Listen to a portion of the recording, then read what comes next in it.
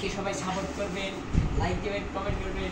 Content আর content ভাই এদিকে আসুন, কন্টেন্ট করলে পাই বিজয় আমাদের মাঝে আছে বিজয়, একমাত্র এলডি কুল, এলডি খেয়ে বড় হয়েছে।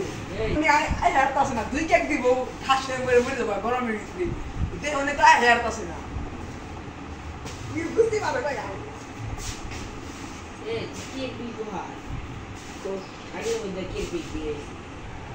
এ বিজয় তুমি বলে নিছো কেন?